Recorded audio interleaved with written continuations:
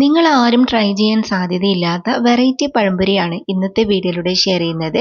അപ്പോൾ നമുക്കിതെങ്ങനെ ഉണ്ടാക്കുന്നതെന്ന് നോക്കാം. ഇതിനായിട്ട് നമ്മൾ ആദ്യം തന്നെ 1.5 കപ്പ് മൈദ എടുത്തിട്ട് അതിലേക്ക് നമുക്ക് ആവശ്യത്തിനുള്ള ഉപ്പ് ചേർത്ത് കൊടുക്കാം. പിന്നെ ഇതാ ഞാൻ കുറച്ച് എള്ളിട്ട് കൊടുക്കുന്നുണ്ട്. ഇനി നമുക്ക് ഇതിലേക്ക് കുറച്ച് മഞ്ഞൾപ്പൊടി ഇട്ട് കൊടുക്കാം. ഒരു 1/4 ടീസ്പൂൺ മഞ്ഞൾപ്പൊടി ഞാൻ ഇതിലേക്ക് ഇട്ട് കൊടുക്കുന്നുണ്ട്. ഇനി നമുക്ക് കാശ്മീരി ചില്ലി പൗഡർ ചേർത്ത് കൊടുക്കാം. 1.5 ടീസ്പൂൺ കാശ്മീരി ചില്ലി പൗഡറും കൂടി ചേർത്തതിന് ശേഷം നമുക്ക് ഇത് നല്ലപോലെ ഒന്ന് മിക്സ് ആക്കിയിട്ട് എടുക്കാം. പിന്നെ എരിവുള്ള മുളകാണെങ്കിൽ ഇത്ര ഒന്നും ചേർക്കരുത്, 1 ടീസ്പൂണോ മറ്റോ ചേർത്ത് കൊടുത്താൽ മതിയാവും. ഇനിയിപ്പോൾ നമുക്ക് അതൊരു സൈഡിലേക്ക് മാറ്റി വെക്കാം.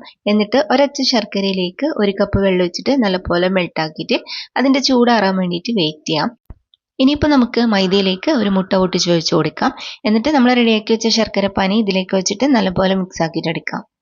ശർക്കരപ്പാനി ഇതുപോലെ കുറച്ച് കുറച്ചായിട്ട് ചേർത്തിട്ട് നന്നായിട്ട് കലക്കിയെടുക്കുക. ഈ ശർക്കരപ്പാനി മാത്രം മതിയാവില്ല കേട്ടോ, ബാക്കിയുള്ളത് നിങ്ങൾ വെള്ളം ചേർത്ത് കൊടുക്കണേ. എന്നിട്ട് നമ്മൾ സാധാരണ എങ്ങനെയാണോ മാവ് കലക്കിയെടുക്കുന്നത് അതേപോലെ തന്നെ കലക്കി റെഡിയാക്കിയിട്ട് എടുക്കാം. പിന്നെ മുട്ട ചേർക്കാത്തവരാണെങ്കിൽ മുട്ട ചേർത്തിട്ടില്ലെങ്കിലും കുഴപ്പമില്ല, നിങ്ങൾക്കത് സ്കിപ്പ് ചെയ്യാം. വേണമെങ്കിൽ ഒരു നുള്ള് ബേക്കിംഗ് സോഡ കൂടി ചേർത്ത് കൊടുക്കാം. ഞാനിപ്പോൾ ബേക്കിംഗ് സോഡ ഒന്നും ചേർക്കുന്നില്ല കേട്ടോ. അപ്പോൾ നമ്മൾ ഇതേപോലെ നന്നായിട്ട് കലക്കി മിക്സ് ആക്കിയതിന് ശേഷം നമുക്കിനി പഴം കട്ട് ചെയ്തെടുക്കാം. അതിപ്പോൾ 2 നേന്ത്രപ്പഴം എടുത്തിട്ടുണ്ട്. ആദ്യം നമ്മൾ ഇതുപോലെ 2ആയിട്ട് കട്ട് ചെയ്യുക. എന്നിട്ട് ഓരോ പഴവും നമുക്ക് 4ആയിട്ട് ഇതുപോലെ നീളത്തിൽ കട്ട് ചെയ്ത് വെക്കാം. അപ്പോൾ ഇതാ എല്ലാ പഴവും ഞാൻ ഇതുപോലെ കട്ട് ചെയ്തെടുത്തിട്ടുണ്ട്. ഇനി നമുക്ക് ഓരോ പഴവും മാവിൽ നന്നായിട്ട് ഡിപ്പ് ചെയ്തെടുക്കണം. എന്നിട്ട് നന്നായിട്ട് ചൂടായ എണ്ണയിലേക്ക് നമുക്കിത് ഇട്ട് കൊടുക്കാം. അപ്പോൾ നമ്മൾ മാവിലേക്ക് പഴം നല്ലപോലെ ഡിപ്പ് ചെയ്തതിന് ശേഷം നമുക്ക് ചൂടുള്ള എണ്ണയിലേക്ക് ഇട്ട് കൊടുക്കാം. ഞാനിതിപ്പോൾ 3 എണ്ണം ഇട്ട് കൊടുക്കുന്നുണ്ട്.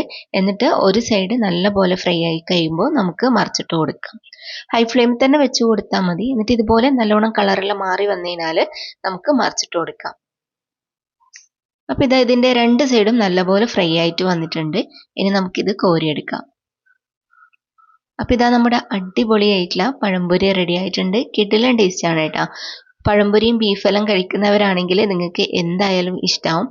അല്ലാത്തവരും ഇതുപോലെ ട്രൈ ചെയ്ത് നോക്കണം. എന്നും നമ്മൾ ഒരേപോലെ ഉണ്ടാക്കാണ്ട് ഇടയ്ക്കൽ ഇതുപോലെ വെറൈറ്റി ആയിട്ടെല്ലാം ചെയ്ത് നോക്കാവുന്നതാണ്. അപ്പോൾ എല്ലാവരും ഉണ്ടാക്കി നോക്കിയിട്ട് ഫീഡ്ബാക്ക് അറിയിക്കണേ. ഇന്നത്തെ റെസിപ്പി നിങ്ങൾക്ക് എല്ലാവർക്കും ഇഷ്ടമായിട്ടുണ്ടാവും എന്ന് വിചാരിക്കുന്നു. വീഡിയോ ഇഷ്ടമായാൽ മറക്കാതെ ലൈക്കും ഷെയറും കമൻറ്റും ചെയ്യണേ.